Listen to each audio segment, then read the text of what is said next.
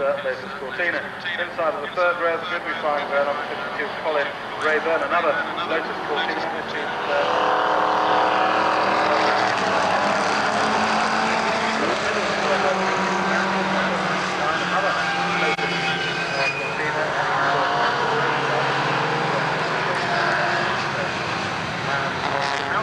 This is grid number 17, yet another of these very smartly turned out Lotus Cortinas.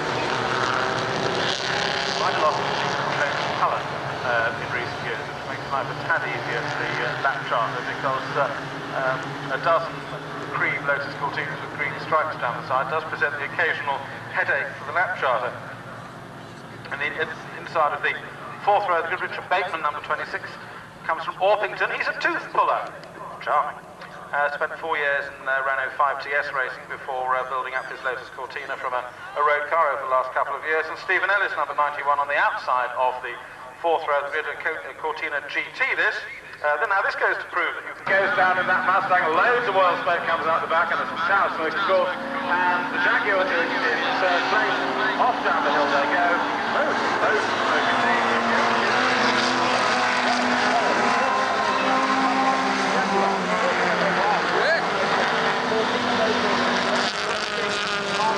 Opening lap of the VARC Custom Saloon Car Club race, and there's no doubt about it, it's Les Nash, number 71, with the Cortina Lotus in command at the moment, with the Nikita Reggiani Ford Mustang number 27 in second place.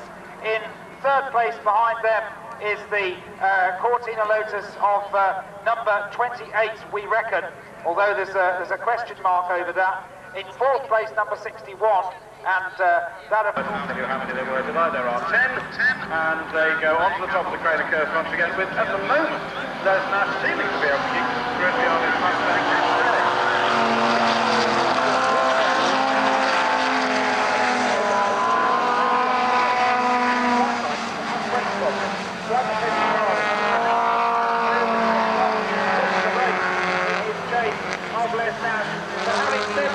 Look at this, Robin, because as they go uphill in the lane, Nikita Reggiani making a bit of a challenge there in the Mustang. As much, I think, to get past into the lead as much as that, but also behind him, of course, Brian Stevens with the Jaguar Mark I also pressing on hard. So the Mustang might hit great problems yet. I suppose if he wants to preserve his brakes, he Mustang around a bit every now and then. Oh, that's a killer. And I can't even blame Addison for that one. I made it up all on my own. So then, leaders approaching the chicane already, and this time as they came along the straight, Nikita Reggiani managed to ease the Mustang ahead. Managed to get into the lead at the moment, but I'm not sure how long he's going to be able to hold on to it. And I've just noticed that around the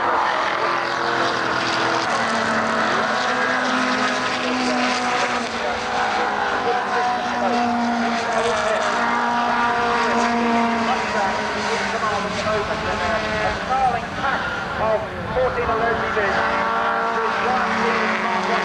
Trying the outside, then he goes to the inside as they climb up towards the train corner.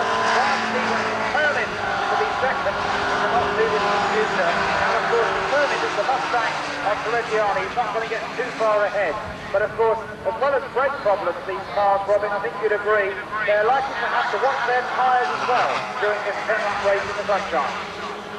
Yes, indeed. Dave O'Neill and with late 35 sadly coming to this. I think that he'll be retiring. Awesome. Dolly, I'm happy to Austin of England. When it came into the pits, they're under the bonnet of it now. Look how many Grace, number 50, 12, 32, allow them to take down 13. Is number 13. Now, number 10 started at the reserve back in the grid. 19-man car distance are now understand my confusion.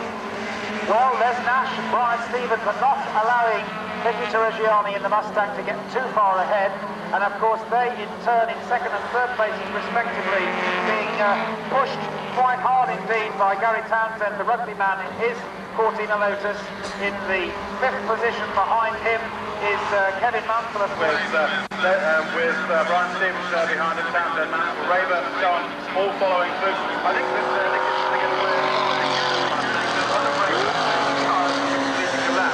he's actually got a certain amount of watching Nicky yesterday in qualifying, and he was certainly going into the situation of doing some hot lappery and then cooling off. So we reckon that he was trying to conserve the brakes and the tyres. But of course he's got some lappery ahead of him now. He's certainly well in command at the moment as they go to coffee. Martin Scruton in number 13 is a pit visitor. Leading into the car, talking to him. Everything's working on presently. A35 is definitely a retirement. Lord, it's not the name of the day, those pink wheels. Leading group approaching the chicane once again. Here comes the Mustang and a very sideways Nicky Reggiani. Whether he's trying to entertain the crowds or whether he's just already having been lapped by the leading group. 6 laps now, 5 laps, sorry, off distance. And Nicky Reggiani has a advantage of 1.95. Okay, well, more lappery on the cars coming up with the Imps and the MG1100 about to be lapped by the V8 engined Ford Mustang. The very healthy rumble of Nicky Reggiani's car renting the air here at Starkey Bridge. It looks healthy, perhaps robbing those sideways moments from Nicky. Latest sort of is not the team that has been Landers. 8 is 17, 9 number 36, 7 number 91, Bateman and Stephen Ellis. Ellis, of course, a Corsican GT. Those are top 10 leaders for you. Yes, and that was perfect timing because their matching top gear is indeed Nicky Reggiani. He's using all the track and letting the car sort of flow in a healthy sort of slide in some of the turns on this part of the circuit.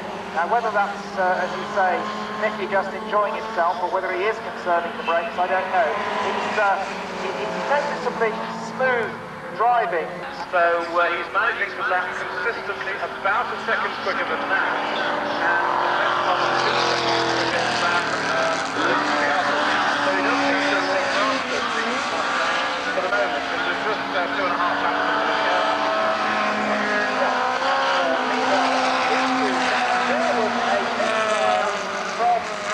Nicky Reggiani's Mustang. Now, whether that was rev limiter or whether it was just an isolated misfire or what, I don't know. But what is Nicky Reggiani's V8 engine in the Mustang, because it did not sound healthy just for a couple of seconds there as we went past. Second place, of course, is still there now. And in the third place, past the Brian Stevens Jaguar, of course, has got the 14 Lotus of number 53, Gary Townsend. So the Jaguar slightly... the problem for the Jaguar, because he was sitting behind 3 more of the Lotus 14ers on our lap start this time round, down to 6th place now, and the 2 Lotus 14ers directly ahead of him, which are the Mansell and Rayburn cars, having a quite terrific battle as they come onto the top of the Craner curves, looking as though some side-by-side motoring down the hill looks like a fun idea.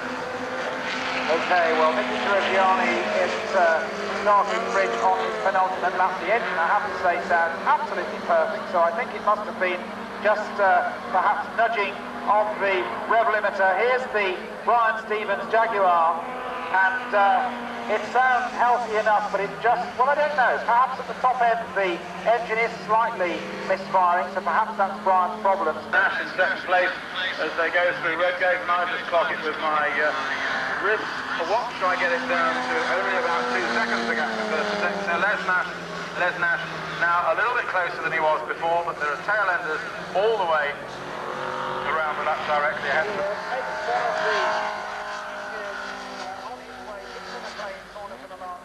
A great 14 Lotus battle following in his wheel tracks, Robin, on this, the last lap, and we have a problem there with 2 cars off at the old hairpin.